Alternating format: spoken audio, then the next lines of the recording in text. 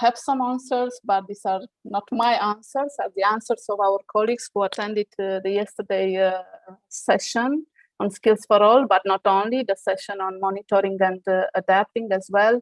So what I would convey as messages to your question is that we really need to be careful and to move away from promoting exclusively islands of excellence and innovation, if we talk about VET or if we talk about the education system overall. Because there is a risk that was underlined in the monitoring and adaptation adapting session, that often we are concentrating and over-prioritizing schools that perform well.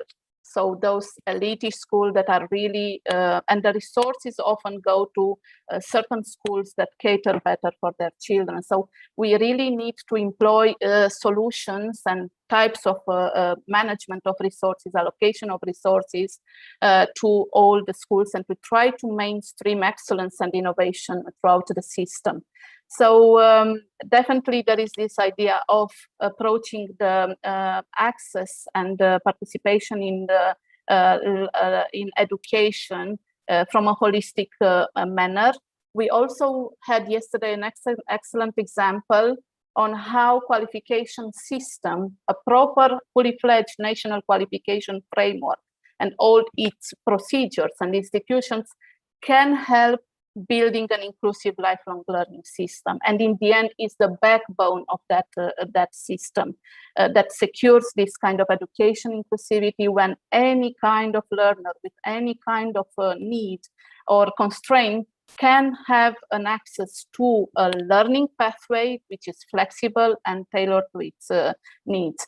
Then there is also the issue of how do we develop and use data sets, the evidence-based making policies, the famous one.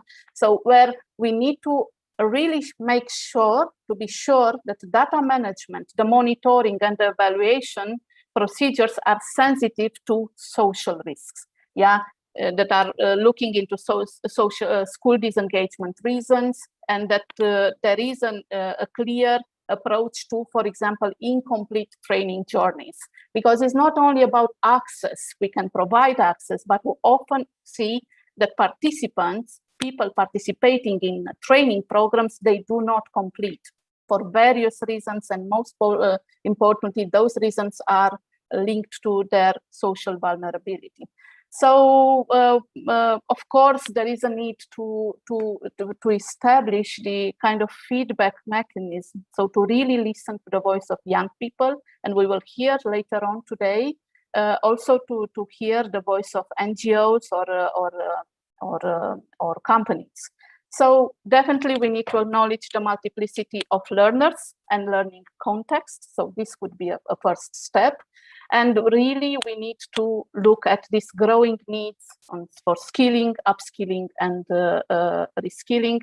And yes, flexibility, affordability of these learning pathways. Now, Jolene, we know that, okay, with all this advice and best practices that we have already seen taking place in the EU neighborhood and Central Asia countries.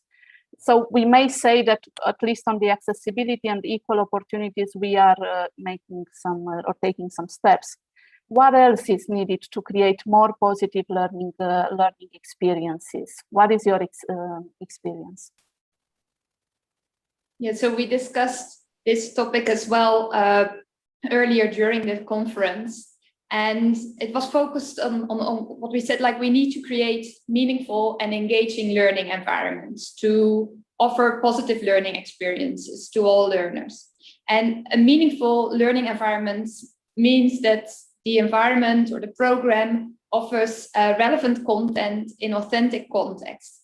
And with relevant content, we mean content that is required by the labor market, but also addressed, like tailored to the individual needs, the personal needs for growth, to pursue ambitions, etc. On the other hand, we spoke about engaging learning environments. And with engaging learning environments, we mean environments that really invite learners to participate, to explore, to try new things, but also to make mistakes, to collaborate, and important as well, like to take ownership of their own learning. And this all needs to happen like in a safe and structured learning environment. With the examples we shared earlier this week in this discussion, we also see that there's no one answer to what a meaningful and engaging learning environment is or how it looks like.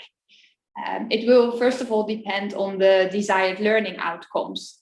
And are these like more formal outcomes, like included in formal qualifications, or more personal objectives?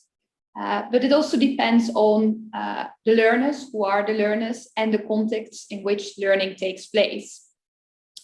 So in the end, we will often see a mix of different learning activities that together will form a meaningful and engaging learning environment.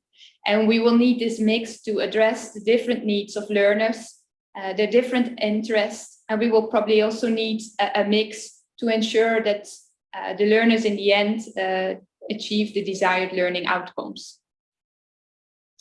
So we also discussed what we need to create more of these meaningful and engaging learning environments. And I will highlight some of the topics or some of the conditions we will need to create more meaningful and engaging learning environments. One is partnerships. This you also referred already, like we need to work together. Things are happening in different places. We need partnerships between education, the private sector, and community, but also between the different educational sectors. And we shouldn't forget the learners in this dialogue, in the discussions about what they need and how we can create these more meaningful and engaging learning environments. Another aspect was access to different types of funding. Sometimes the funding, for example, we can education, like the more formal education can use, is still limited due to regulation, and it would be good if it's possible to access different types of funding, to collaborate with other partners to create these meaningful and engaging learning environments. A culture that encourages innovation and provides space to innovation, that allows people to try something new, not for the sake of trying something new, but with the aim to improve the learning experiences, and in the end, of course, the learning outcomes. One of the things that was really highlighted was also the sharing of innovative practices, and specifically like sharing on what works. What evidence do we have that a certain new form of learning really results in better learning outcomes? Too often, innovative practices remain isolated, like small little islands, and we need to connect them and to learn from them. And then one of the last things I would like to add here is that we said, okay, once we know what works in these new forms of learning, it's important to integrate it in teachers' initial training, but also continuous development to ensure that everyone gets the skills and knowledge to work with them and to implement them in the teaching and learning practice. I think these are some of our reflections to start this session. We asked you to fill in the poll at the beginning of this session. Maybe we can share the results at this point.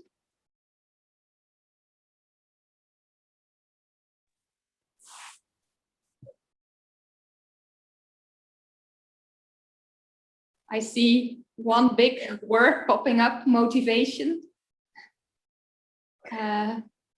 Yeah, indeed, it's about motivation, and I believe when you answer to this and you think, I think it's also the motivation of learners, but also I think the motivation of all the parts or the components of the system, the motivation of stakeholders in general. And we see here also the curiosity. There are other elements of targeting and the relevance of the skills that skills programs that we provide. And I really like also this element, courage. Yeah, it takes courage to build up and to start such a difficult reform that with it's the key idea of our conference, to move away from fragmented education and training programs into a fully fledged lifelong learning system. So how can we build that? So yes, it takes courage, and it takes a lot of resources as well. Yeah, also what I like here was like knowing why it matters, like why do we need it, the usefulness. I think it counts for all actors. For the learners, you need to know why I need to learn something, or is it useful for me to learn this? Will it help me to follow my dreams, to find a new job, to have to function like in a good way to contribute to society in general. So I think we see many interesting points here, and I think it would be interesting to go also to our speakers to see whether elements we've seen here, whether we will find them as well in their answer, or maybe we will find other answers to what do people need to become active learners. Yes, definitely. And I also want to highlight also that we have already an interaction in chat, and there are many important points that are now shared. For example, Xavier mentioned the way we learn today, the variety of forms, and also the informality, the informal context, and so on, and how the system should capture these elements. And then we have also the idea to hear another contribution on sports. Snezhana has already mentioned that the idea that an education system needs to support and recognize the lifelong learning as a function of the development of at individual level and society. So definitely we will have more time to look at these statements and to find out from our speakers. I would only like to clarify, to present the flow of the session, what it's next now. Jolene will manage the first panel discussion, which is focused on how can we broaden the access and the visibility of skills. And then in the second part of the meeting, we will go and we will discuss the policy priorities to ensure flexible and inclusive lifelong learning. So, Jolene, the floor is yours. The speakers are here, so everything is fine. Good luck. Thank you. And you say the floor is mine, but I will not take too much space on this floor because I would like to allow the speakers to give us some more insights on what we need to ensure like to broaden the access, but also the visibility of skills. And we will have 3 speakers with us this afternoon. I will introduce them one by one when I ask the first question. But in the meantime, Christina referred to it as well. Like we would really like to invite you to raise questions in the chat, because after we have had the first rounds of questions, we have time for some question and answering. So we are really looking forward to see your questions and to be able to address them later on. So I will start by introducing the first speaker. It's a pleasure to have with us Biljana Radonic Kerlinse. She's the Associate Director, Access to Skills and Employment, Gender and Economic Inclusion, Economics, Policy and Governance at the EBRD. And we would like to discuss to see the perspective as well of companies in our questions about broadening access and visibility of skills. And the EBRD launched its first economic inclusion strategy in 2017. And the aim of the strategy is to accelerate the transition of countries towards inclusive market economies by harnessing the power of the private sector to create economic opportunities for all. And the strategy includes 3 strategic themes: entrepreneurship and access to employment and skills, access to services that enhance economic opportunities, and so I missed access to finance. Yeah, and access to employment and skills. Thank you. Yeah, I was mixing two of the themes to make it more confusing. And we would like to focus on this last theme, like access to employment and skills. And what are the key elements of the EBRD strategy to broaden the access to employment and skills? Thank you very much, Jolene. It is a real pleasure to be here today with everyone, and thanks for the introduction. Thanks for the question. The EBRD has indeed a rather distinctive approach as an investor, as well as a strong track record in supporting our clients, which are primarily in the private sector, to develop strategies and programs to broaden access to skills and employment for disadvantaged groups. Up until now, the bank has supported over 350 investment projects worth around 14 billion euros across all sectors and all our countries of operations to increase economic inclusion of young people, of women, of local workers in remote regions, and people with disabilities. We see economic inclusion at the heart of our mandate as we consider opening up equal opportunities as an essential building block to achieving a country's transition to sustainable market economies. Enhancing equality of opportunity and gender equality is also one of the top 3 priorities of the EBRD's strategic roadmap until 2020, alongside green economy transition and digitalization.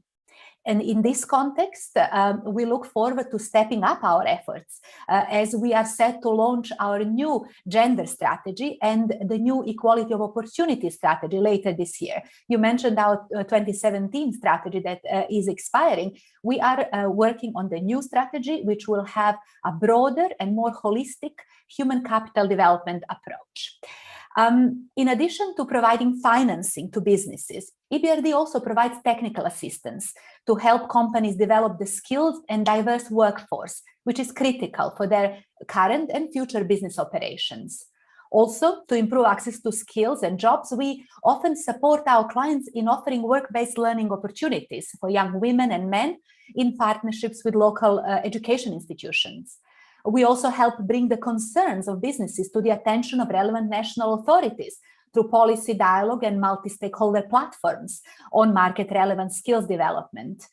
Our activities have become even more relevant in the aftermath of the pandemic, as the COVID-19 crisis has really exacerbated existing inequalities, as we've been talking about, and reversed previous gains on inclusion, and particularly on gender equality.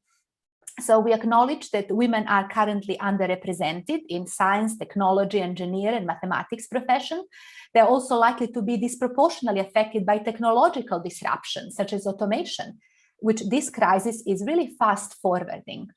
So to improve women's access to employment and skills, we commit our clients to tackle discriminations in attracting and hiring young women, particularly in STEM fields.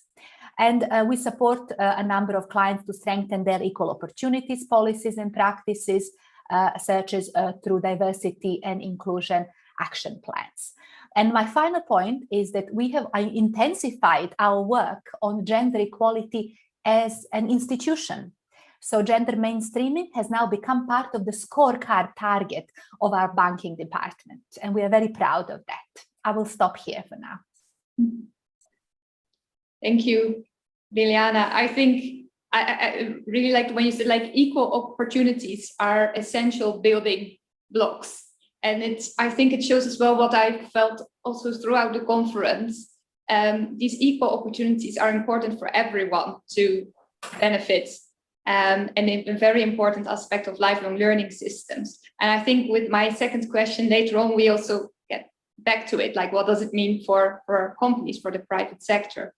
I would now propose that we first move on to one of the next speakers, and then we will do the second question after them.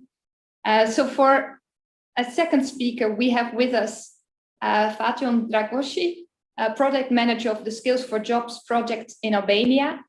And the Skills for Jobs project is a project of the Swiss Agency for Development and Cooperation, and the project is implemented in Albania by Swiss Contact. The project supports them for vocational education and training institutions to establish close relations with the private sector, to ensure market-oriented curricula and apply new learning methods, implement apprenticeships, and they support the institutional development. And with this first question, I would like to address the access to relevant skills, one of the themes of this first panel.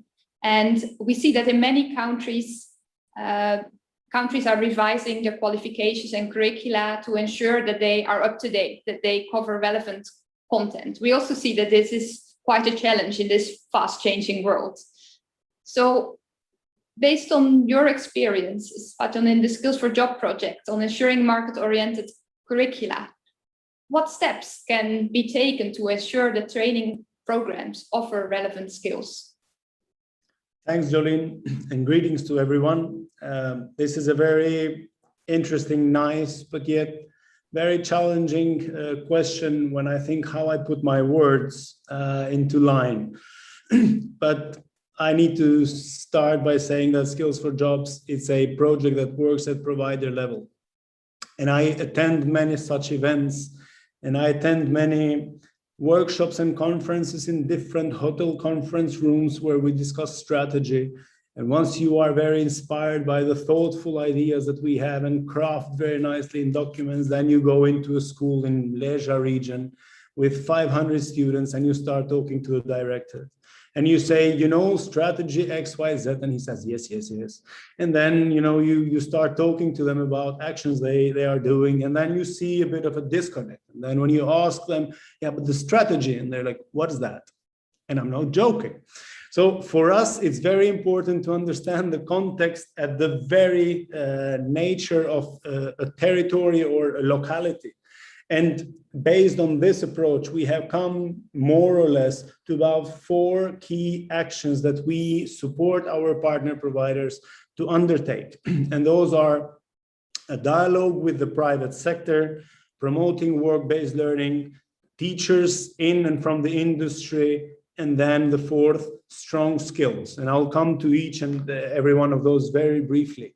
When we talk about dialogue with the private sector, we shall not forget that strategies are nice, but when you look at the territory, things are not maybe as advanced as one may expect. So while things do materialize, what are foreseen in the strategy, schools need to be active.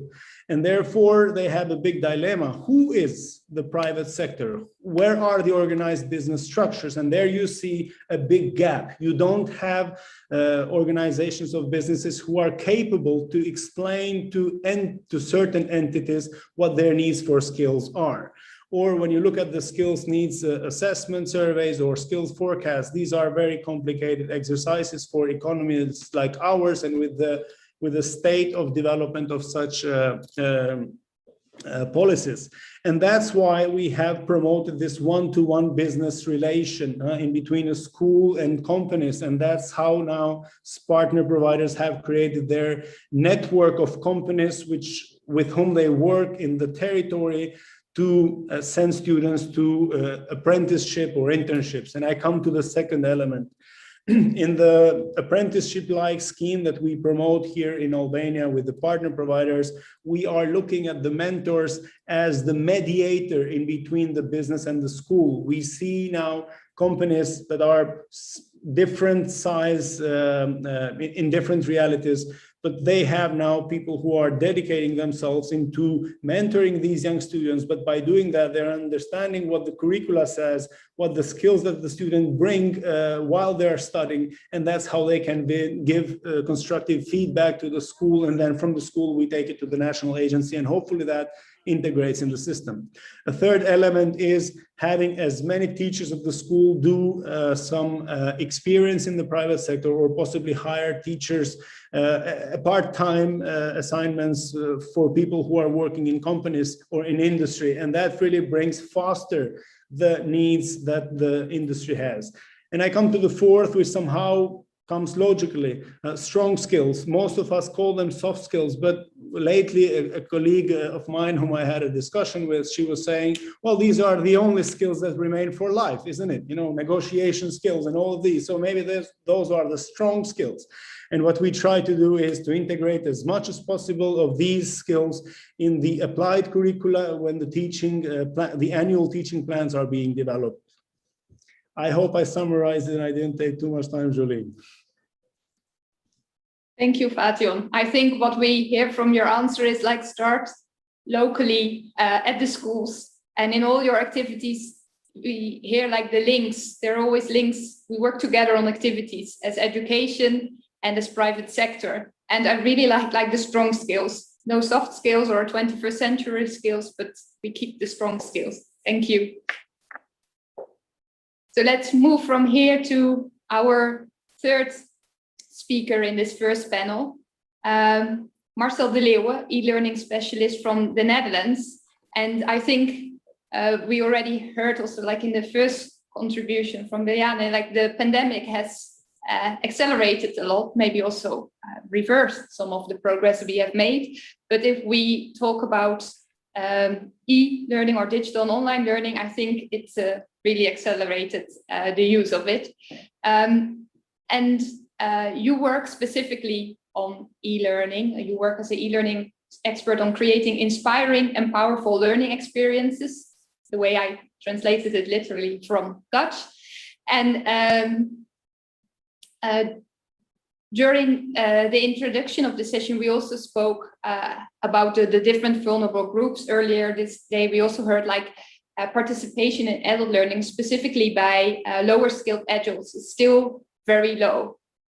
Could you share with us your reflection on how we could use e-learning, digital and online learning to broaden the accessibility to learning opportunities for people who are less likely to engage in lifelong learning? Yeah, thank you very much, Jolien, for the invitation to be on the panel and for your nice introduction and great question. Because we tend to think that e-learning is just a solution for businesses, for higher education, for that kind of target groups with well-occupied learners. For me, actually, it is most of the time also suitable for the less fortunate learners. For example, in Holland, we have a lot of senior citizens, of course, with a lot of bad educational experiences. And right now there is, for the last 15 years, a program to skill these senior citizens in basic IT skills. For example, to do the banking stuff on your iPad, or to communicate with your family abroad, something like that. And what I'm interested in this project, I worked there for more than 10 years, is that people are very motivated. They don't have the learning skills. They hardly have the IT skills to use computers and things like that, but they're very glad with the learning opportunities. And they don't like it because they just like learning, but it has to be authentic. It has to be valuable in their real lives. So they don't come up with really sophisticated professional development goals. They come up with very practical things. And the same thing, what I saw was in a prison. I was a learning designer for a program for inmates. They have a lot of different problems and circumstances. For example, there are a lot of illiterate people in prison. So if you come to the traditional e-learning solutions, they are pushing content and learning. You cannot force people to learn. You can invite them to learn, you can offer them possibilities, but you cannot force them. So for example, in that case, there was used a lot of storytelling, a lot of visual learning. And what we did was we created 4 different, we used 4 principles to create really an inclusive and motivating learning experience. And the first one, to create an open learning environment. It sounds a little bit strange in prison, but you mean you curated a lot of content, you bring in all external and internal experts So you create an open learning environment with formal and informal learning. The second one is to create a safe learning environment, especially for these vulnerable people. So they have to be sure they can make mistakes. They have to be sure it's not in the report just after learning. It's about the learning process. So that's the second part, the safe learning environments, especially for this kind of people. The third one is the relevance. For example, with the inmates, we learn them not about sophisticated things, we learn them about language, we learn them about how to read, we learn them about social skills, because the goal was to help them build up a life outside of prison. So it has to be relevant and meaningful for them. So they learned how to think ahead, for example. And the last one is not to tell them what to do, but to give them ownership. So devolve responsibility for the learning process, and you start with a lot of help, and then you use scaffolding. And that really, really worked. And in that case, it doesn't matter if it's for people with a distance to the labor market or something else. These 4 principles really help to design meaningful learning experience and to make it not such a high-stake activity. It's really accessible. Thank you, Marcel. And you already said at the end yourself, like you use the example of inmates, but of course these 4 principles are relevant for every learning with every target group. Yeah, you're right. Yeah. Exactly. Yeah.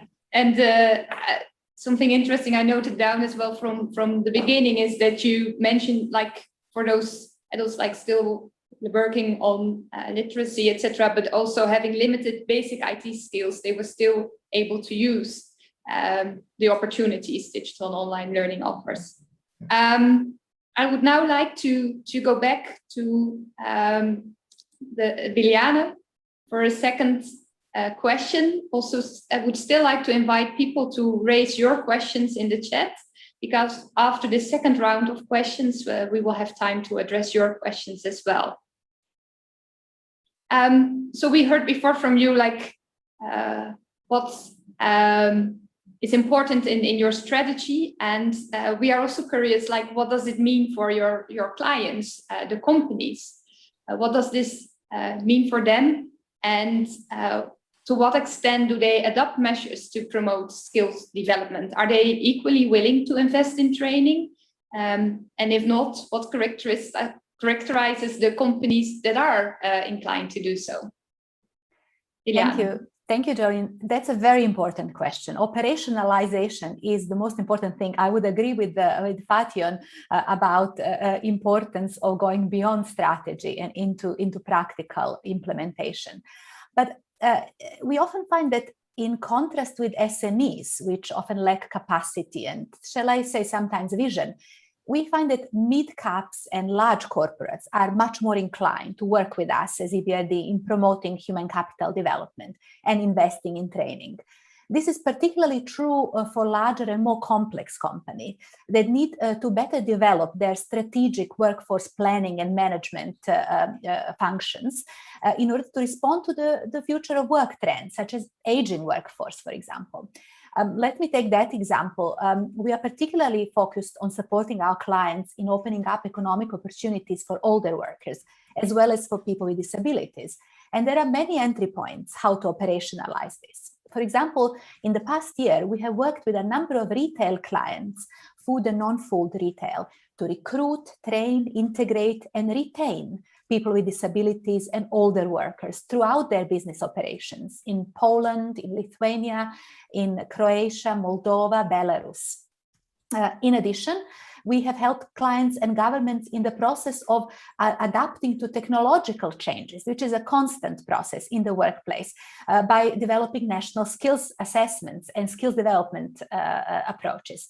For example, last year, in cooperation with the Jordanian Ministry of Tourism and through the work of the business-led Sector Skills Council, which EBRD helped establish, we conducted a survey of hospitality and tourism companies, which revealed that digital skills are urgently needed in the sector: e-commerce, marketing, remote working. And as the future of mass international tourism is still uncertain, the tourism sector in Jordan, which is one of the most important sectors in the countries, will need to develop the ability to provide high quality, personalized and experience-based services.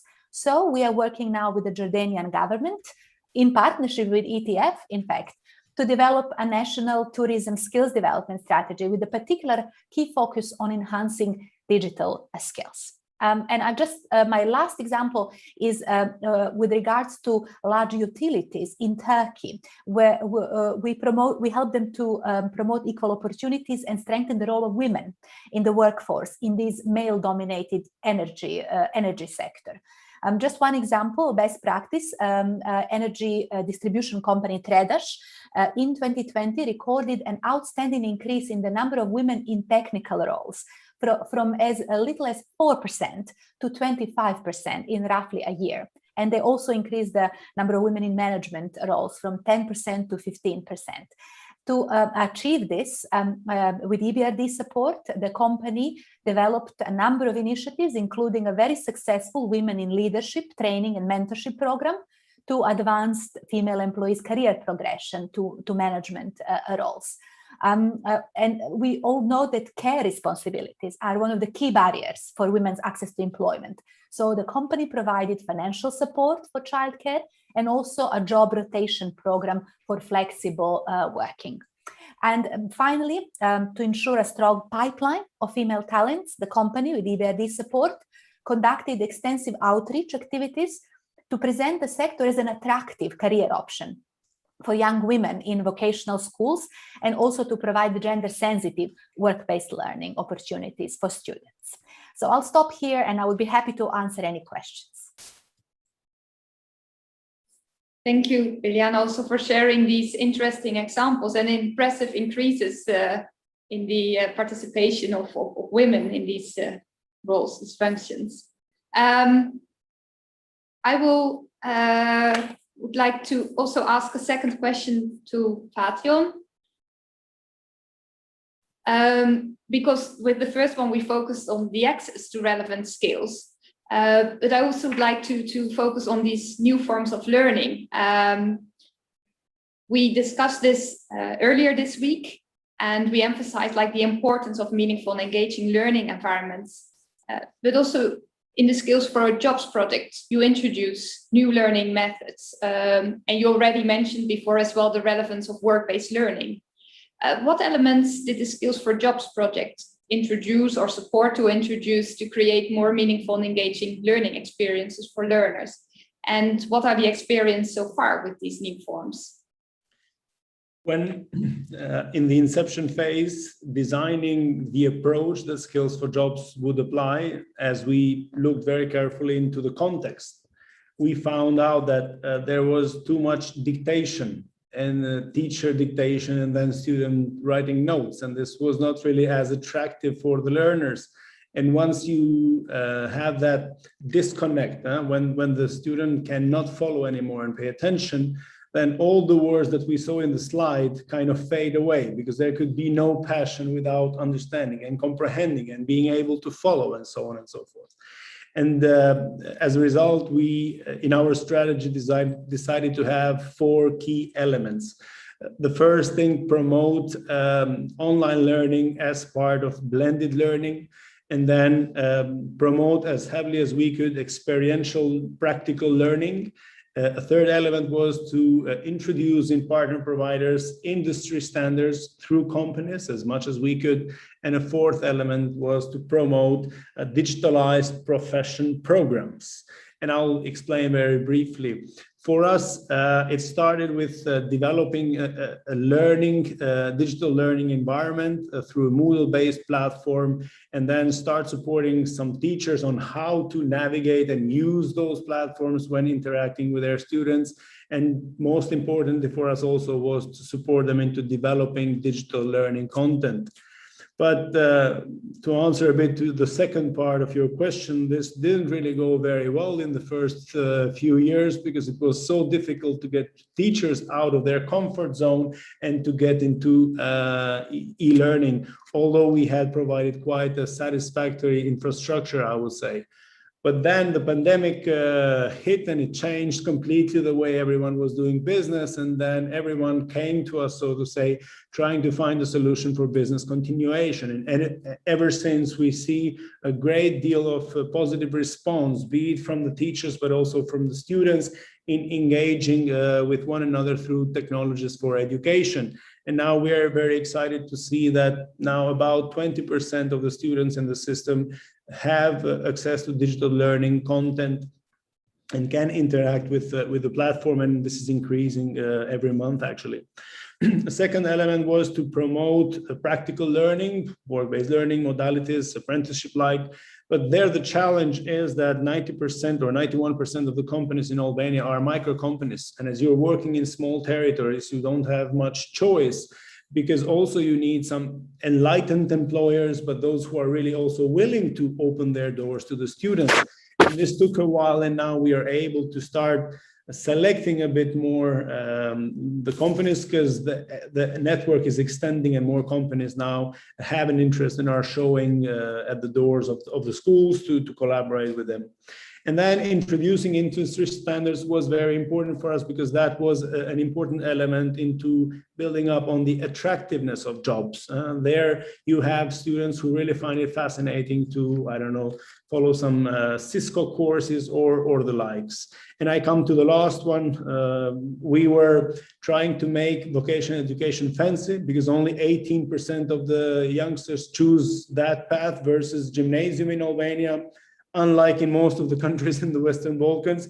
So now we're talking about 3D printers, we're talking about e-car laboratories, and so on and so forth. So as a way to make learning as attractive and to introduce as much as possible technologies for education to steer teachers and students' passion into engaging with one another.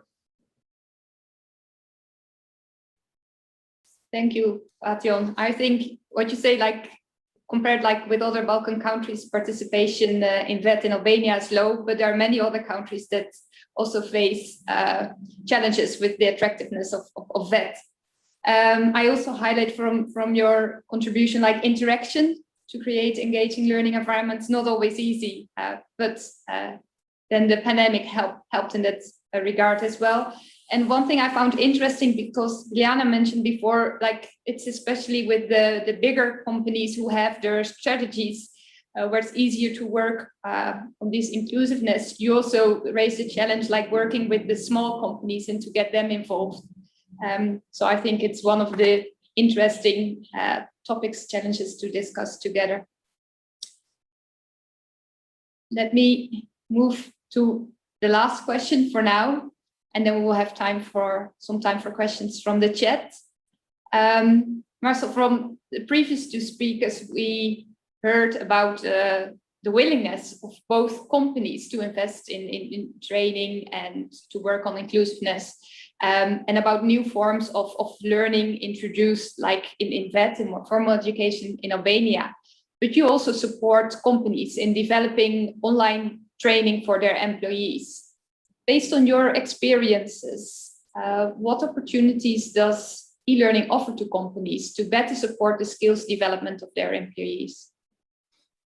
Yeah, I like the question, because a lot of answers are okay, just offer them a lot of interactive content, really right created and engaging content. And I think that's far not enough. So it doesn't. I'm in e-learning as an educational scientist since '91, and I saw a lot of bad examples, and I created also a lot of bad examples, to be honest. But it doesn't start with the technical aspects, and it doesn't start with functionalities of a learning environment. So what I see in organizations, and that can be commercial organizations or hospitals, especially during the COVID times, it doesn't start with pedagogical issues, it doesn't start with technical things, it starts with perspective on the talent development and the value of learning within your organization. And from commercial organizations, but also from non-profit, it is actually the same. They want to improve the performance of their people, and they want to improve the happiness and the safety of their people and the outcome with their customers, for example, if it's a commercial organization. So what I see is that a lot of, it starts with a different view on learning. And what we see in organizations all over the world is that there's a shift going on, and away from the learning content itself and the learning process with the tracking and the checking the boxes and things like that, more the focus on the learning outcome and the performance of people.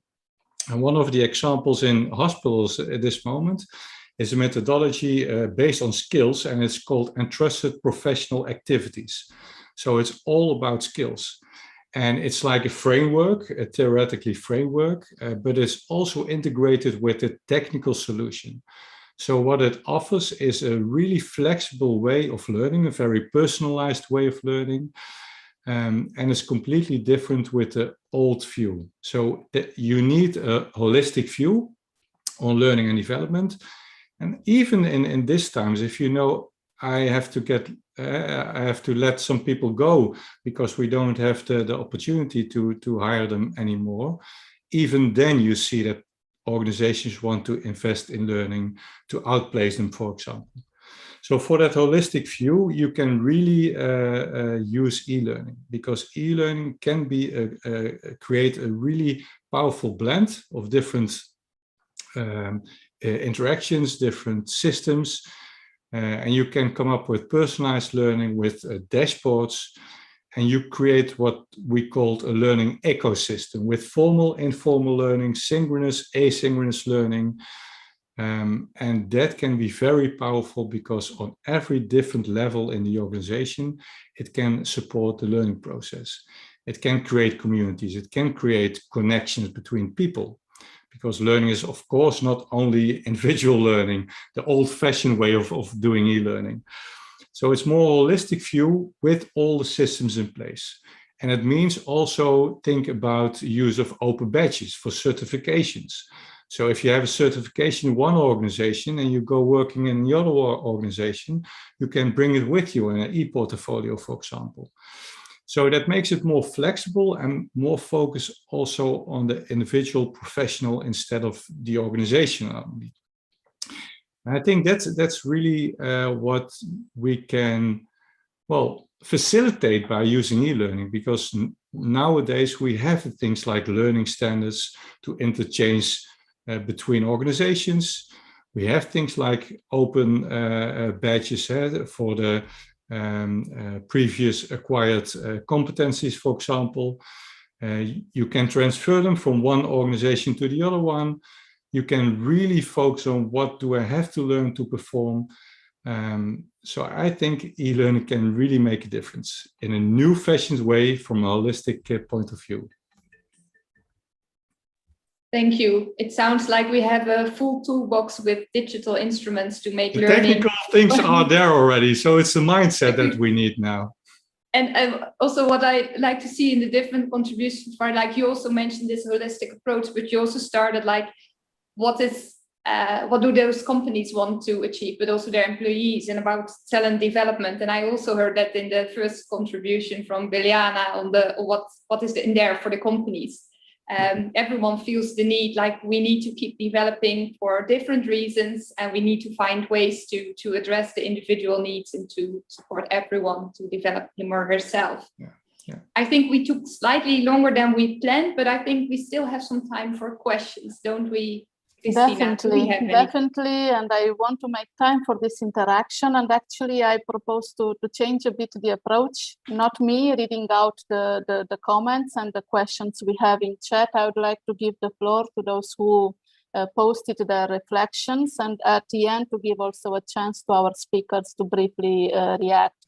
So I would start with Lida, our colleague, who is very much involved in this cooperation with the EBRD, and she posted already some reflections. Then I propose to give the floor to Snezana from Serbia, and then to my colleague Xavier as well. So Lida, the floor is yours, please. Thanks, and hello to everybody now. But I wanted to be a little bit provocative now, and I put the buzzwords that we put now, the institution. When I first met EBRD in 1991, you would have never found those words on education and skills in all the documents. And I have a copy, Biljana, of the first time. And on the other hand, when I was working with the World Bank, you would have never had this discussion of private sector on the skills, no? Apart from the private education and provision.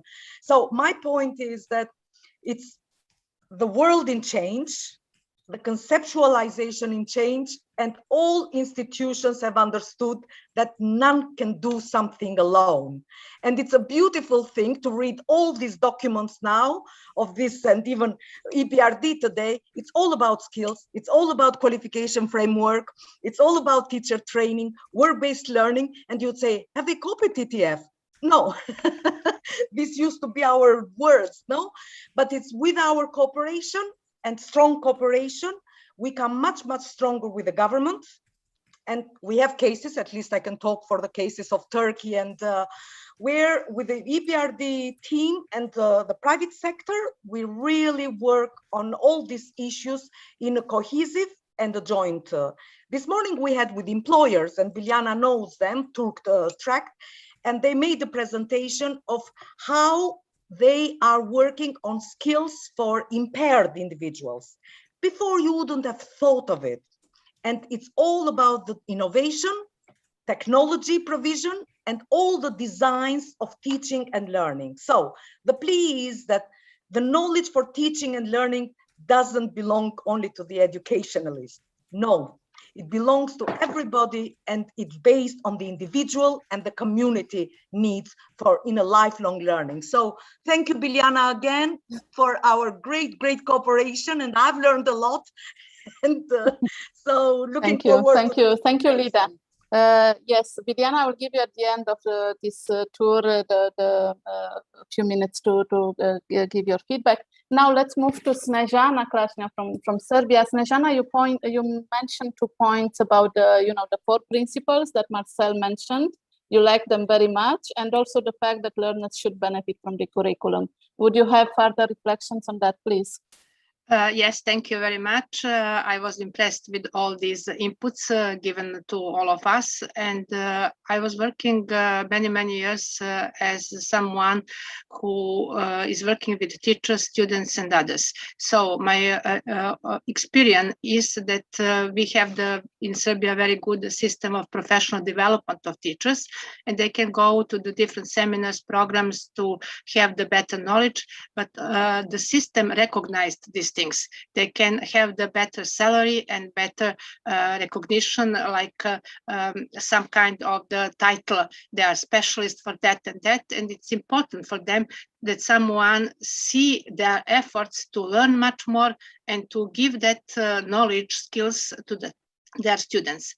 If you're talking about the teachers also, I think that if you give them the program or curricula which is only theoretical, then you can have a problem. So they need something which they can use for the challenges in the classroom, and they want to learn from their peers. It is important also if you're talking about other learners, youth and others, it's important to have the curricula according to their needs.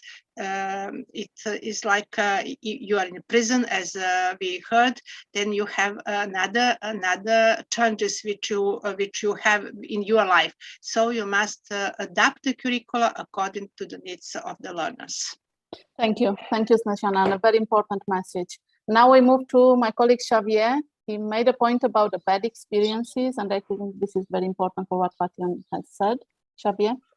Yeah, thank you, Christina. No, my question is that you mentioned a couple of times this issue of bad experience, or for people with low skills or more vulnerable groups having had bad experiences in the past. Very often these bad experiences are related with the moment of assessing their learning and exams and this kind of thing. So my question is if you can give some good examples of how to make this assessment of learning in a way that is really formative and motivating them to continue learning, and at the same time helping them to afterwards validate these skills and competences for further learning. Thank you, Xavier. It's an extremely point, and also just to talk about my own experience, I'm very, under pressure. My kids will have to, my youngest daughter have to pass next week very important exams, and you cannot imagine the pressure on pupils and students now passing these exams, sitting these exams during the pandemic and after 1 year and a half of pandemic. So really, this is an important point, the assessment and the impact on the attractiveness of learning. Now, back to you, Biljana, Marcel, and Patyon. Any last words from your side and feedback to these points? Very, very briefly, please. I would just like to say how important, I completely agree with Lida, how important the partnerships are and how important it is to bring together private sector, governments, international organizations, educationists, and skills development is not only the responsibility of educationists. I fully agree with that. And we really appreciate our partnership with ETF, which has brought us an enormous amount of knowledge, expertise, experience that we can apply to support our clients. And I think that there was a big shift from MDGs to SDGs, from Millennium Development Goals, if you remember, when there was no private sector mentioned, to SDGs, where it's all about how much funds we need to raise and private sector investing in skills, etc. So we've come a long way. It seems that ETF was ahead of its time, and we're all kind of catching up now with you guys. But just the final point, importance of a joined up approach at the government level. We shouldn't only be talking about ministries of education. We should talk about Ministry of Economy, ministries of various sectoral ministries, various ministries of innovation, regional development, etc. This is a topic which cross-cuts across all different parts of economy, and the importance of building ecosystems. It is easy for large companies to do some of these things. They have the money, they have the expertise, they have the long vision. It's the SMEs that we need to care for, and they can only do this if they have a strong supporting ecosystem that they can tap into in order to improve their skills. So I will stop here. Yeah. Thank you, Biljana. Patyon.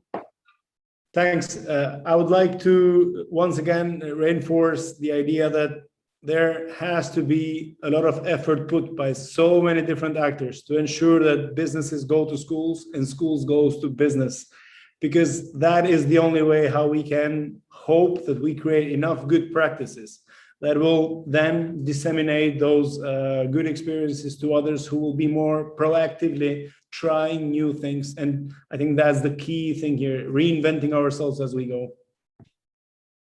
Thank you, Patyon. Marcel. Yeah, thank you, Christina. Well, I love the question from Xavier in the chat. For me, it comes back to take our learners serious.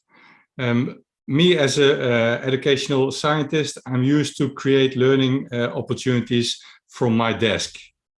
And I talk to some learners and then I'm going to create something beautiful and smart. Stop with that. Think about the learners and devolve the responsibility to the learners. Help them with it. Co-create learning solution with them, not for them only, with them, because they're really competent in doing that. And it also connects to the question of Xavier about assessment and things like that. Let them measure the skills themselves or with their peers. For me, that's really a very powerful way of acting and moving forward. Instead of, as experts, as we are all together, create something for our audience. I think we have to let that loose. Learning is about fun and engagement and things like that, and we need the learners for that, also in the design. Definitely. Learning is about us, individuals. Thank you. Jolene, one last word from your side.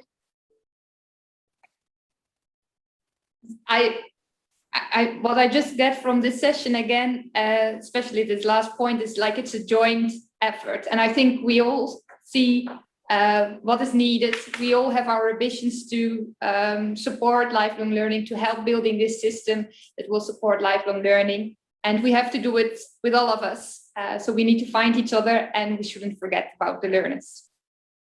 Thank you for all your contributions, Liliana, Pation, Marcel. I think we heard different perspectives, but it also showed that the different perspectives are very interlinked. Thank you.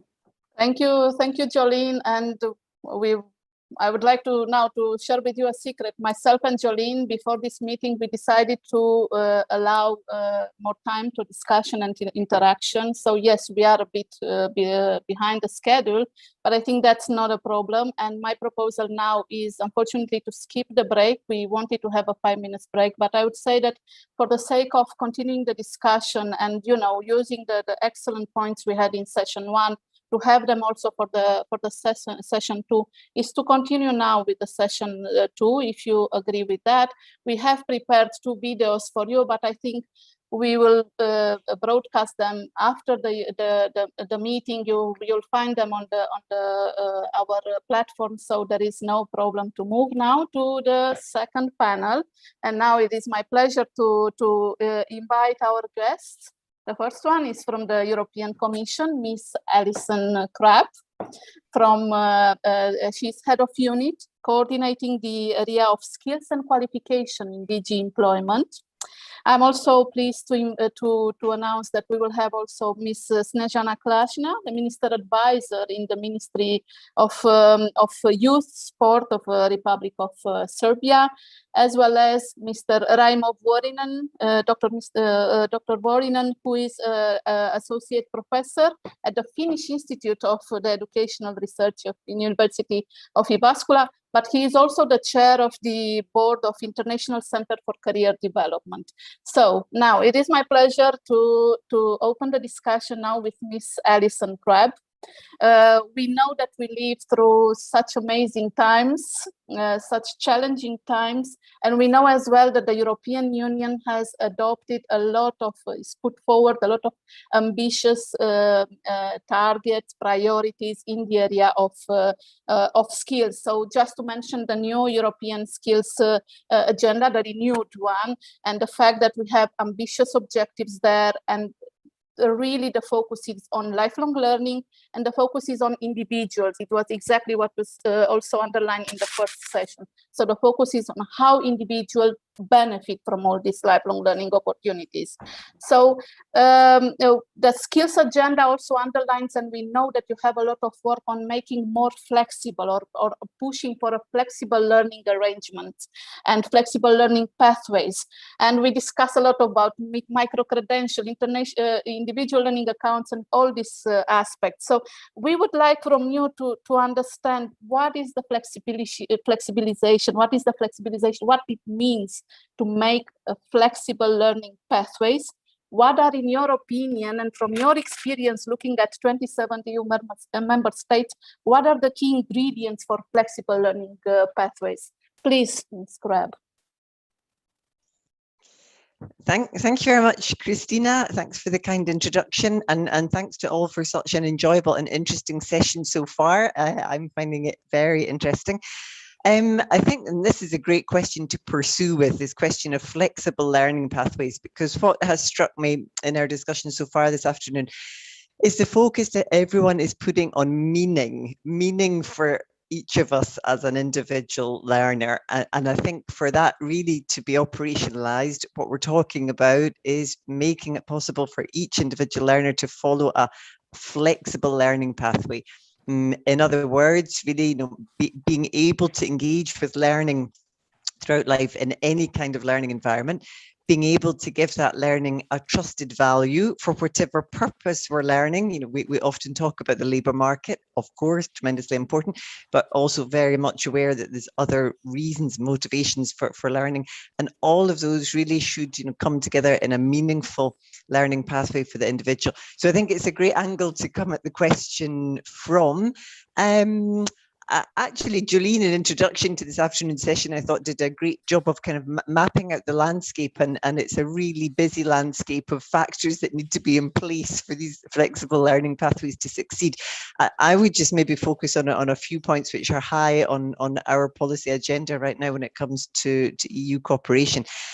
And the first one, and really the fundamental one, is this issue of learning outcomes. So using learning outcomes as a common language, a way of talking about learning skills and qualifications. And this is so important, and I'm sure it's come up in previous sessions throughout this week. It's really, you know, I would describe it as the bedrock of all of this, because only if we talk and think in terms of learning outcomes, what a learner knows, understands, and is able to do, are we going to be able to design joined up and flexible pathways that really accommodate learning from all different environments and take us further on either career or learning pathways? So I think learning outcomes as the kind of vocabulary that we need to use, and you will all be very familiar, I'm sure, with the European Qualifications Framework, learning outcomes underpinning that, all the work in the area of qualifications reform.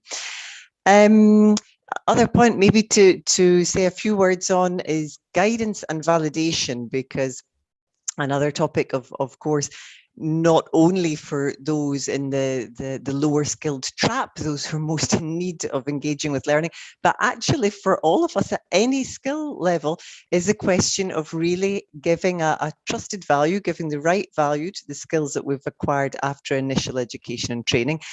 Hence the importance of the work on validation of non-formal, informal learning that's continuing at EU level. Last year, we completed a look into progress since 2012. In 2012, of course, recommendation at EU level on making validation a reality. In a nutshell, yes, there's progress. I think certainly progress can be found in every single member state, but it's also true to say that we're very far from a situation in which validation is the norm for people, and that's of course the goal. So validation in this landscape, and hand in hand with that, of course, lifelong guidance, not one-shot access perhaps in your final year at school to a guidance counsellor, but guidance is an integral part of your learning throughout life. So I'll stop there, and I hope to come back later, notably on individual learning accounts, which I think and I hope can also be part of this this picture.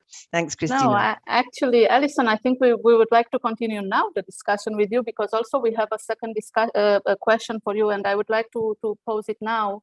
For the sake of, you know, continuation of your argumentation. And yes, indeed, the individual learning accounts are a big, how to say, not a mystery, but something that it's not yet fully, you know, understood.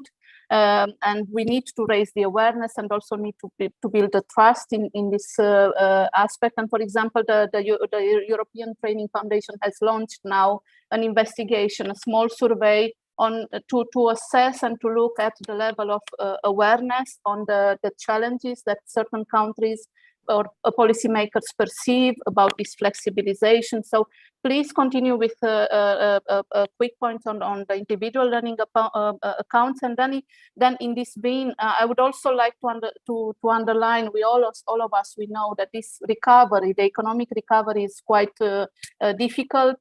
We don't know when and how it fully will start after this pandemic. And we also are under pressure of these transitions, twin transitions, digital and greening, that are not only in the EU, but they are already prominent in the EU neighborhood countries and Central Asia as well. So therefore, maybe please also tell us a bit about the policy priorities of the European Union in this context, and what kind of instruments you'd like to promote more to make education and training more flexible and accessible. Thank you. Thanks, Christina. Yes, well, let's start then with the individual learning account, because that's exactly one instrument that we're exploring right now, and trying to understand experience across member states and beyond EU member states of what might be the features of an individual learning account approach that can indeed, you know, open up these flexible learning pathways. I would say we're trying with this concept to really tackle two things.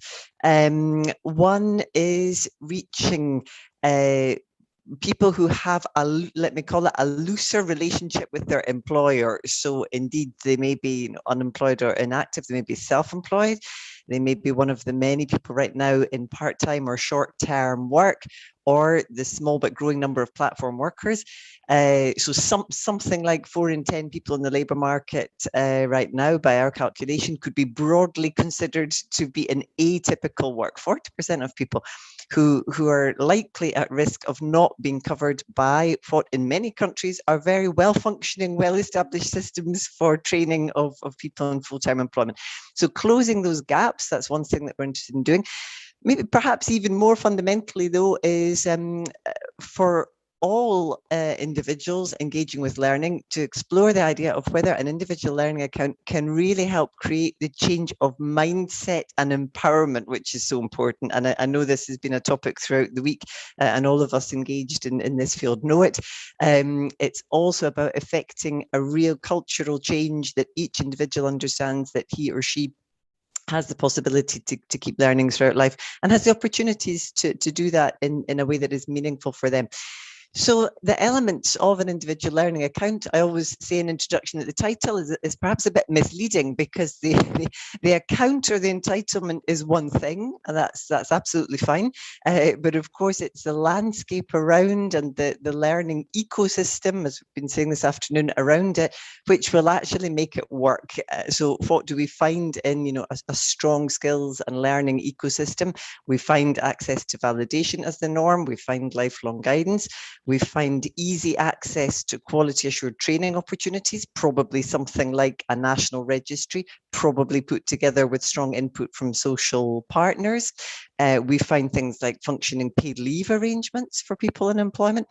So when we're talking with this kind of shorthand title of individual learning account, first thing to say is that we're going beyond the account or the entitlement itself. So we're aiming, by the end of this year, the Commission is aiming to put forward a proposal, as I say, based on evidence and understanding of the different parts of how that type of model can work. Other policy parts in the equation then, I want to always remind of the important work still going on the so-called upskilling pathways, or what the Commission originally proposed as skills guarantee, nowadays known as the upskilling pathways, but reaching out to those who don't have at least an upper secondary level of basic skills, reading, writing, digital, to help them through skills scans or skills audits, if you like, guidance, tailored opportunities and validation, to build that fundamental starting point for going further in their learning. So upskilling pathways remains really very important. We'll be evaluating next year progress on that, reporting to member states in about 12 months' time. So that's another part of the equation. Perhaps the last quick word is on the micro-credentials then, and this comes back to the idea of using the language of learning outcomes to respond to a real diversification, give a trusted value to very diverse forms of capturing learning. We would like to bring, a little bit like the EQF, would like to bring better transparency and shared understanding by putting forward some standards at European level for those micro-credentials. They're booming year on year, but at the moment, certainly some might feel it's a bit of a jungle. What can we do together at EU level to bring more trust and more transparency to that? And maybe last word, and I know it's been a topic also, is we can call it a holistic approach, we can call it combating fragmentation, and that continues in this field of adult skills development to be really a fundamental point that we're trying to tackle together with the member states. Joining the dots, aligning efforts beyond education and training policy, whether it's labour market policy, social, regional development, industry, etc., etc. All of that, as you said, Christina, now under the motto of the green and digital transitions, which together with COVID have just pressed the accelerator on skills development. We knew that those needs were there. We see them increasingly in the spotlight since the last 18 months. So all of our efforts now very much steering in that direction and looking into how to open up learning opportunities for both of those transitions. So maybe I'll leave it there. I'm looking forward to hearing from the other speakers also. Thank you for the invitation to join the panel.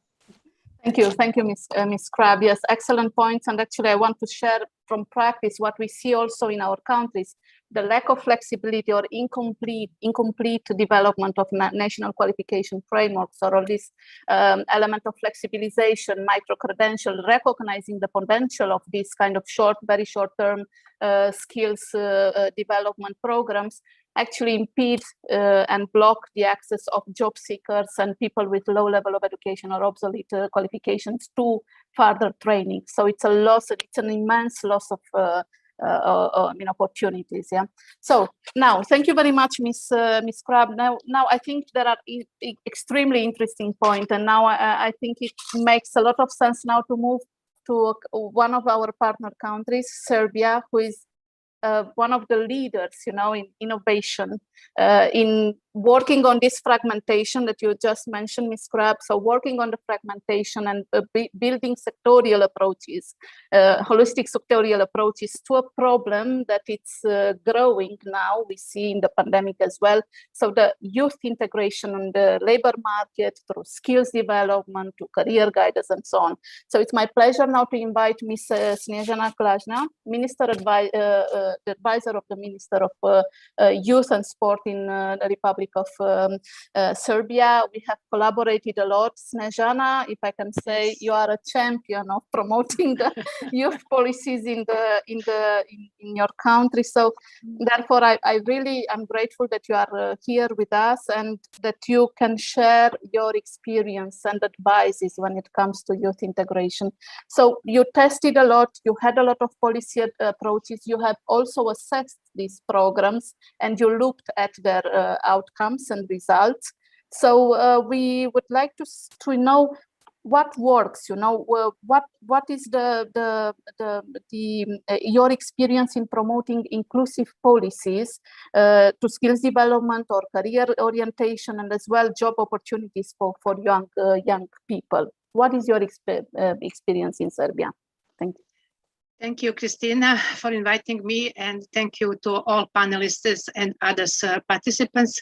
I think that Serbia is one of the examples how can coordination mechanisms can be put in a field, and that's the reason why I will now talk a little bit about the youth in Serbia.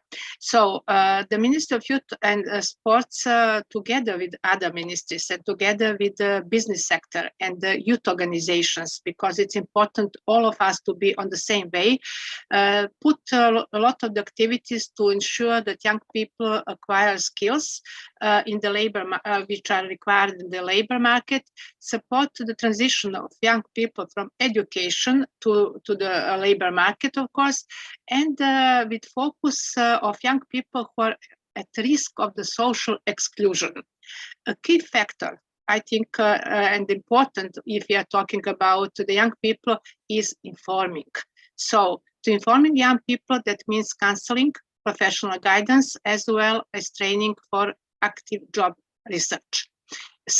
In collaboration with the civil society organizations and the local youth offices, we have 140 local youth offices in Serbia and 1,070 youth organizations who are dealing with the youth issue. We have developed various youth support mechanisms that contribute to the development of the skills for better employability, self-employment, and entrepreneurship. The first step was, of course, the strategy of career guidance and counseling, which was adopted in Serbia in 2010, so 11 years before. And today, career guidance and counseling is included in strategic and legal documents in the field of the education, field of the employment, and of course, the field of the youth. An important step in the system of quality assurance has been made by adopting the rule book on the standards of career guidance and counseling. It was in 2019. And we have, of course, Euro Guidance Center, and career guidance and counseling, of course, is one of the main basic instruments of the human resource developments, which achieve both education goals and economic goals, but also the social equity and inclusion goals. A successful economy requires individuals to adapt quickly. We saw that, and easily, to the changing needs of the world around them, but also to know and to be able to manage those changes. For example, for the implementation of the national strategy for youth in the last 6 years, more than 800 projects were adopted. But it's important that when we approving the project, special attention is given to the equity, to the gender equity, and to the young people from vulnerable groups. In the criteria, we put also this kind of the things which we think are good. Where we are looking on the data, Eurostat data for youth, and in 2019 we can see that the unemployment rate of the young people aged 15-29 in European Union was 11.9. Today, in 2022, it's 13.2, probably from the COVID pandemic issue. In Serbia, in 2011, it was 21.5. Now it's 20.5. That means it decreased. So we are satisfied with these trends. But despite this progress, youth unemployment in Serbia is still far higher than the European Union, and of course, average is almost twice as high as the working age population. So we must put much more effort in that. If you're talking about the gender issue, the main problem in Serbia is not so much in employment or unemployment, but in self-employment, because about 23% of the self-employment are women. So we must put much effort to do on that issue. Of course, that we have a lot of the programs and projects, especially with the GIZ and the European IPA funds also, which help us to have the better results. I would like only to mention one, and to finish for this first question. I think that it's important, if we are talking especially with youth, to ask them and to put them as the real decision makers together with the government representatives. So the example is the project, Youth Lab project of the Regional Cooperation Council situated in Sarajevo, and the two government representatives together with the youth representatives make one big project, how to have the better employability and self-employment of the young people. And we put the goals together, and all decisions were made together, how to develop the policy coordination system in the youth guarantee, because the Serbia is preparing to involve in the youth guarantee as even we are not the member of the European Union, to raise awareness of young people on the importance of career management and career management skills, and of course to promote and develop the entrepreneurial skills with youth also. So that's for the last time. Thank you, Snezhana. Indeed, the career management, empowering young people to act for their, to the self-development and take up all the skills opportunities, development opportunities they have. It's an important aspect. We posted already in chat the report, an interesting report that it has been completed last year with your excellent support. And there actually it's exactly what you mentioned, the idea of the fact that young people are also self-employed, that there are these new forms of employment that are rather atypical, that they require a special treatment, as also in terms of policies and opportunities. We also witness that not only in Serbia, but everywhere, this increase in telemigration, let's call it like that. So young people working online and digital platform for foreign employers. So all these new employment forms are really demanding career guidance, exactly what you mentioned, close counseling and tailored support. Now, my next question looks into rather, sensitive, aspect. The fact the young people who are exposed to social risk, to inactivity. So this category of young people not in employment, education, and training. We know that it's very diverse in terms of education, of labor market readiness, and also social background. We also know that the European Commission now and the European Union in general is It's encouraging the countries from the Western Balkans to develop youth guarantee approaches and so on. So looking at this diversity in terms of profile of needs population, yeah, we know that policies work best if they are well designed and meet the needs of and the challenges of local communities as well. Yeah, not only individuals. So from your experience, what works in reaching out to vulnerable young people? And do you say that there is a role for skills development as well in this, in helping these young vulnerable groups?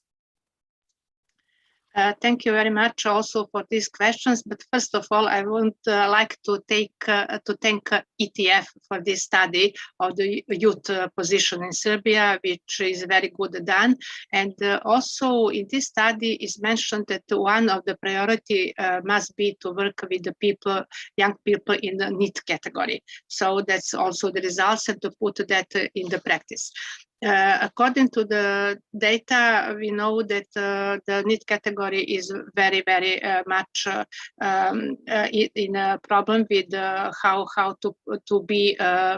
how to involve them in the real life, how to ensure that they have the job, how to put them to the lifelong learning, and how to come to them, because as I mentioned in the previous questions, the informing is very important. So what are we doing?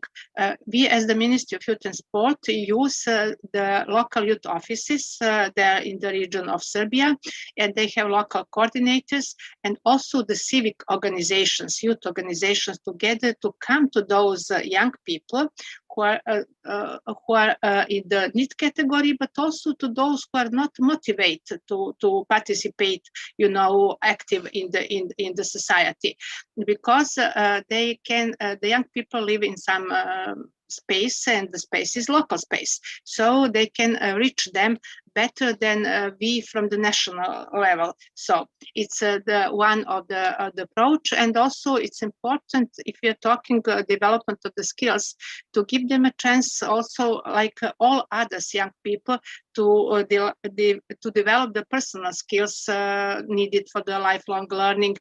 Of course, digital entrepreneurial skills, learning to learn communication, and to be self-confident.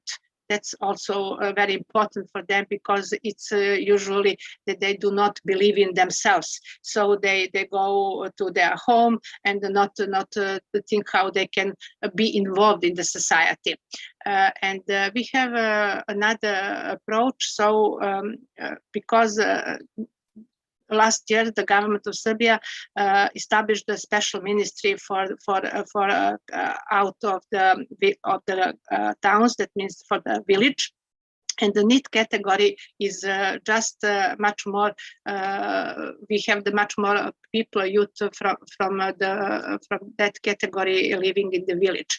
So we try to help them together with that ministries. And we have the special programs which were started in 2001 with the support of the GIZ and German government, talking of the perspectives of the youth in the rural area in Serbia.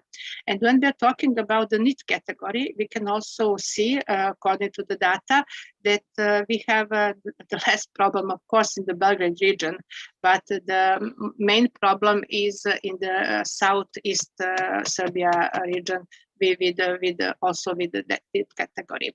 So based on the several studies and the researches, we think that it's necessary to establish a comprehensive system of collecting data on the coverage of young people without work experience who are involved in various programs, and to further improve the capacity of the civil society and local offices to help also them together with the government.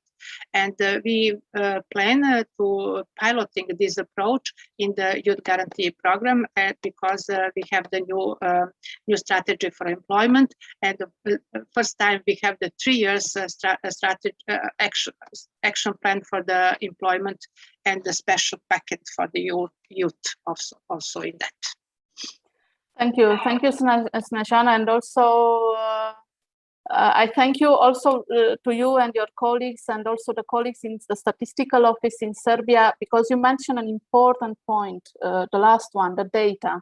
Yeah, and collection of data about the policies, the provision of access, and also the effects and so on. And it was actually thanks to you and the excellent system of data collection that is there, and the surveys you have already implemented in fully, how to say, harmonized with the Eurostat. We were able to look at the vulnerabilities using the survey on income and living conditions, and to look at the skills dimension, the mismatch, the role of a low income household and how it impacts the young people, the transition to work and so on. So now you mentioned also career guidance aspect and the fact that we need to build the self-confidence of young people. So I think that's a great intro for the next speaker. And at the end of this contribution from your side, we will also have time for few quick questions and remarks from the participants. So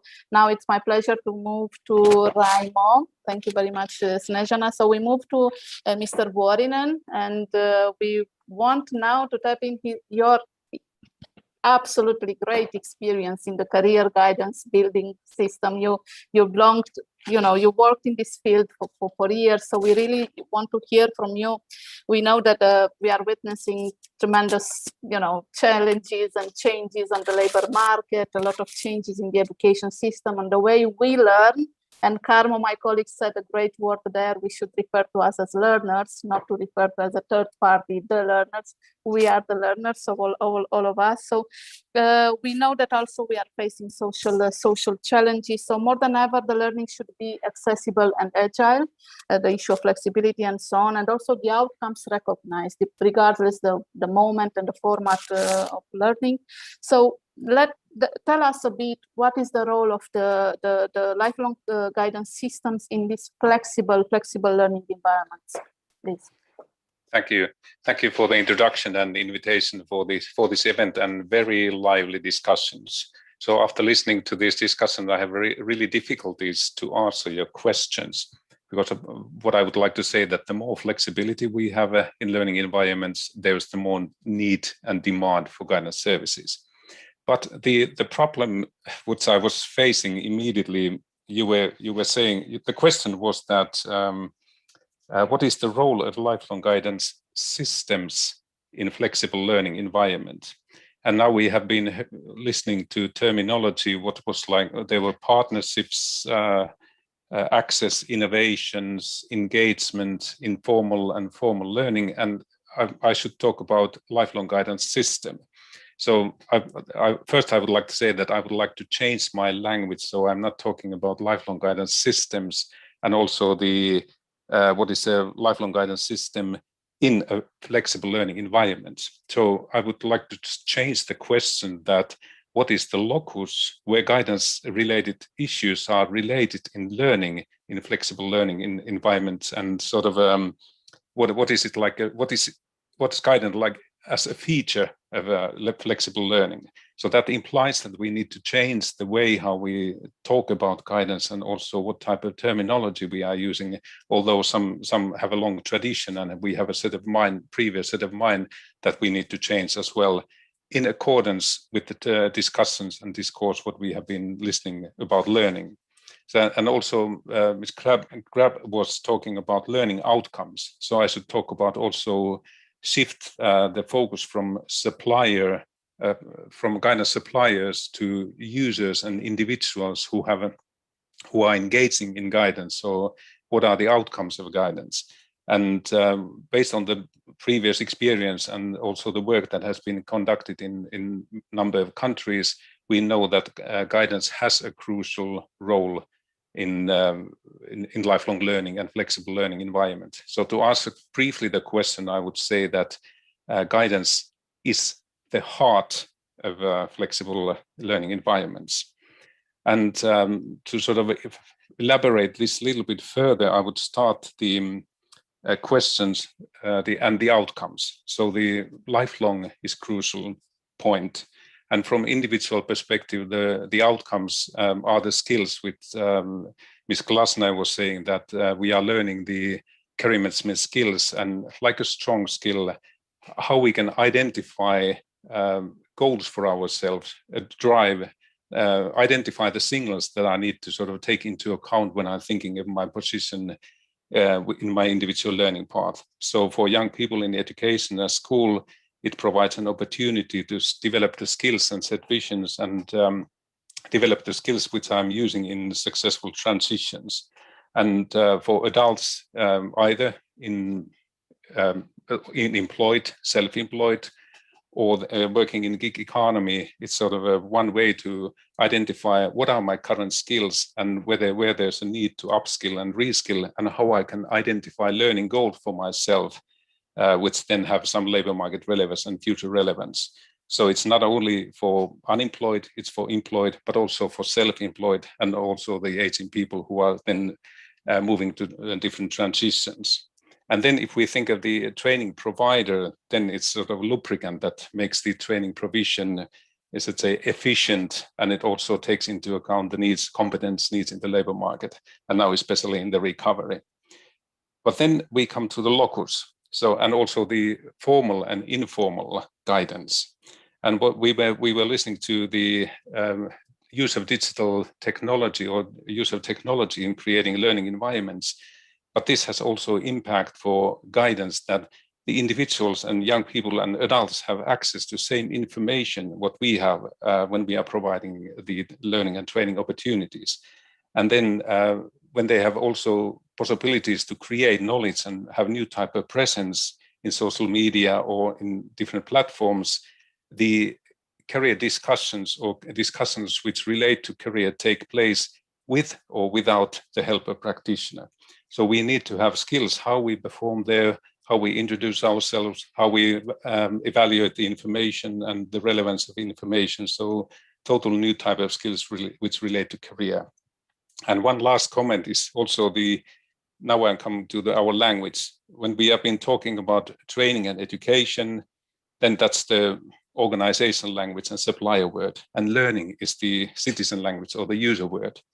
Now, when we provide guidance, it's hard to difficult to have equivalent word that describes the ownership and engagement of the learning, like in learning and thinking about future. So my colleague Jana Kettunen has created the word co-careering, which means the new type of discourse and sort of reflections of future with community members, or discussions about career-related issues with community members. And then guidance is not something we provide. We have a new type of presence in the discourse. And that's why I'm saying that guidance is in the heart of lifelong or flexible learning environments.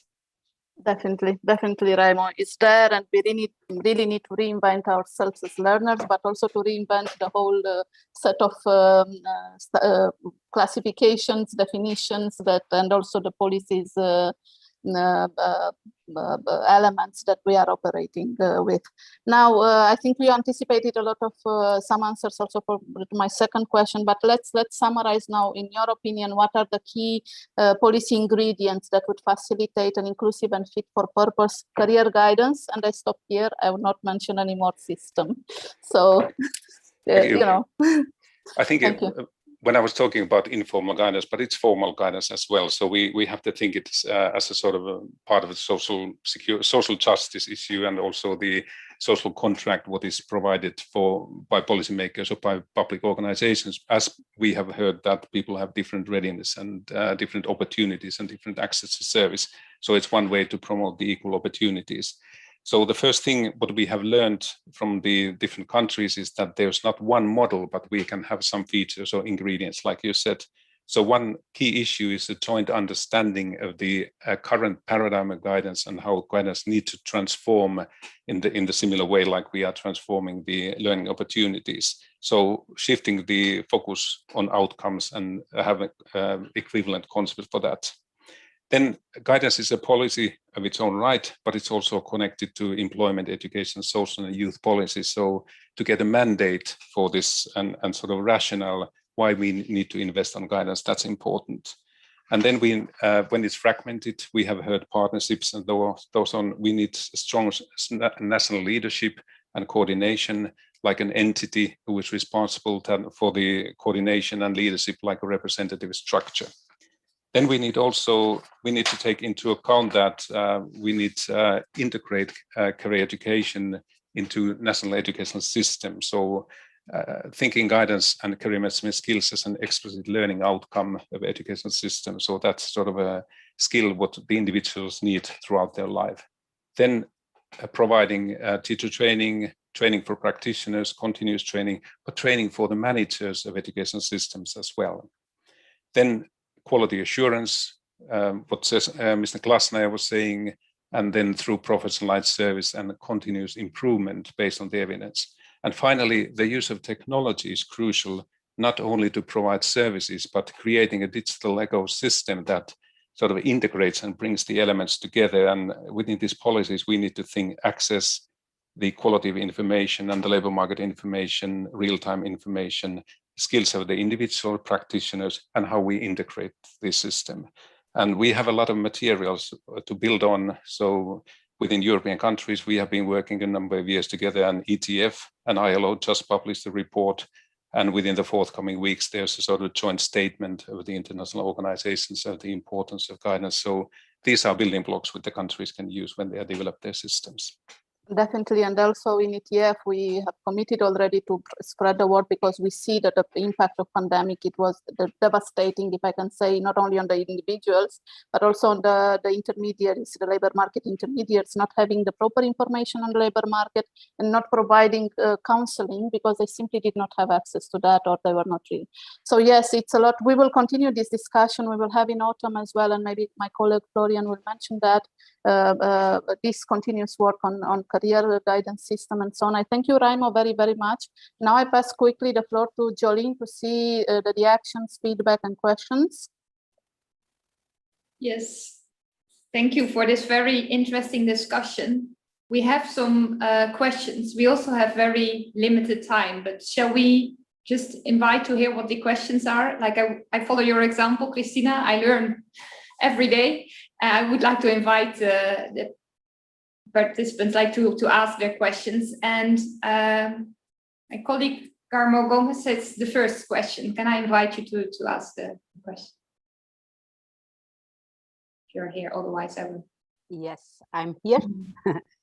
I'm here. Yes, Jolien and Christina, thank you. My question, in fact, is related to the presentation of Alison and this discussion on the national qualification frameworks, because we are discussing a lot about flexibility and inclusiveness. And sometimes when we discuss about the qualifications frameworks, we think about this instrument as a very inflexible and very rigid and static instrument. But as we have also discussed yesterday in the session of Skills for All, the NQFs, the National Qualification Frameworks, are now enablers of flexible systems, because they enable this approach of learning outcomes-based curricula and learning outcomes-based provision. So my question is how we can make this more visible for the countries, for the policymakers, that they can embed in their national systems the national qualifications framework as a tool for increasing flexibility. That's my question. And then in the discussion, because Raimo also mentioned it, I was very much triggered by this issue of terminology and what are the names that we use for things. And in fact, for instance, when we talk about blockchain, individual learning accounts, learning outcomes, we are talking about things among education experts. For the people out there that want to engage in learning pathways, they don't understand what we are talking about. So I would leave this as a reflection for building inclusive lifelong learning systems. How can we translate all our jargon and technical terminology in things that people can really make sense of it and can use in their learning pathways? That's all. Thank you. Thank you, Carmo. I know that there are two more questions related to career guidance, both from Xavier and Florian. Maybe I can ask you to briefly raise your question, and then we can finish with a small reflection, a short, very short reflection from our speakers. Florian, would you like to go first? Sure. Hello, Jolien. Hello, colleagues. It was really interesting following you today. Raimo mentioned already, and I just put it into the chat now, this new ILO ETF report on developing career development support systems. What Raimo didn't mention, that he also participated in that. So thank you for that, Raimo. A quick question for our speaker from Serbia. So ETF just did a country fact sheet on career guidance on Serbia, and we know that you really have good systems in the country. What I wondered, what is your experience in supporting career guidance for the new self-employed, the platform workers, those kind of new professions? That would be interesting. Thank you. Thank you, Florian, for raising your question. Xavier, before we go back to the speakers, would you like yes, to... I have just two small questions. One is for Raimo, which he has already somehow replied, but I think it's just to elaborate a little bit more this issue of young people trust a lot on their networks of young friends in the social media. So how to take decisions on their learning and their career, and so how really the career and the guidance systems can and services can use this reality of young people in order to provide accuracy of information and so on. The other thing is a question for the Serbian representative on the issue of the mobility schemes. This is something that has been developed for training, and if you can explain us what is your experience in Serbia on the use of these, and how this actually is a tool to promote individual pathways, and what are the problems afterwards to recognize all this into formal certification. Thank you for sharing your questions, Xavier. I know it's 1 minute to 4, and we should finish at 4. We will probably not make it, but can I ask you, all of the speakers, to give just a brief first answer to the question? It doesn't need to be complete. Hopefully we can continue the discussion another time. Alison, can I ask you to start, invite you to start? Sure, thank you. And on the question of learning outcomes, I've posted something in the chat there. I think, you know, my final thought would be that we talk, as you know, people engage with policy making, about holistic and integrated systems, and that's fine. When we look through the lens of a learner, we can also actually talk about having we can call it, you know, a joined up experience. So living within a landscape which allows us step by step to, you know, move from initial education and training, further learning, validation of our learning, accompanied by guidance, tailored experiences for us, meaningful for us. So actually, you know, it just struck me in this afternoon session, we can either look through the system lens, the individual lens, but in fact, what we're always talking about is an integrated approach working in a joined up system, which is often a bit, you know, kind of dry sounding for policymakers. But when we translate that into outcomes for the individual, then of course it becomes, you know, an exciting focal point. We take the individual as starting point. Thank you for your answer. Susanna, can I invite you to briefly reflect on the questions? Of course, Jolien. First of all, thank you for the questions. The last one about how can we have the career guidance for those who are just employed. So we have a very good Chamber of Commerce in Serbia, and they have the special department for career guidance and give all the support and train for those who just put to be employees. So this is the part of the career guidance and counseling, not only for those who are not in the field, not employed, but also for others who are in deployment. And the National Employment Service also help them. According to the mobility, mobility schemes, we can say that now we are in the process of also coming to the validation of the non-formal learning and non-formal education, informal learning, and we have the agency for the qualification and also the skills, sectorial skills. But we can put also that the young people and others who go through this kind of the education can also be validated by this mechanism. It's not put in place fully, but all the strategy documents are there, and now we are how to put that really in the practice. Yeah. Thank you. Thank you for sharing the emphasizing the use of validation, or the value of validation of informal and non-formal learning. Last but not least, Raimo, a last reflection from your side on the questions. Thank you, Xavier, for the question. And I think the first answer is that we accept that this takes place with or without the help of practitioners. So this is a shift that is in formal learning and formal learning. So this same thing is happening with the career development and guidance.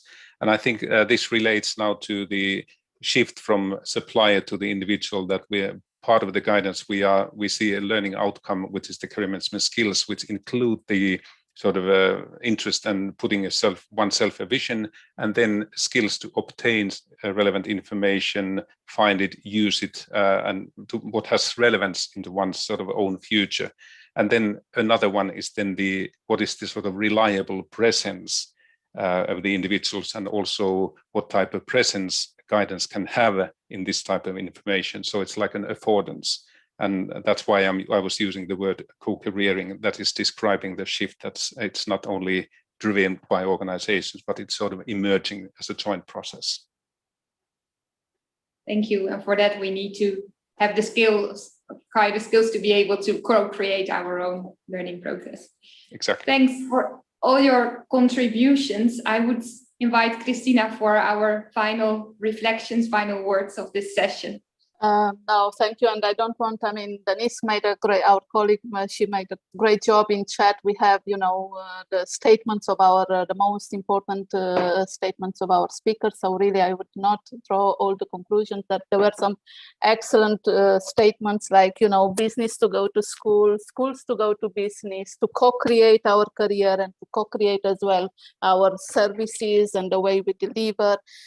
Strong skills and not soft skills, and really the fact that we have to reinvent ourselves and to reinvent our policies and to really understand that the world is changing. Yeah, and I would conclude with the word that actually you selected, if I remember well, in the word cloud in the motivation. Yeah, I think that if I remember well, that was the most important word emerging from this consultation, and Snežana also mentioned that. So it's about motivation when it comes to accessibility and attractiveness of learning processes. So thank you very much to speakers, also to interpreters, and to all the colleagues who are here with us today. And we promise we continue on this. We will continue on all these topics. Jolene. That for sure. This is just the start of our discussion, and we're looking forward to discussing more and learning more from each other. Together, we will make lifelong learning happen. Definitely. Thank you. Thank you very much. Thank you. Bye-bye. Thank you. Bye-bye.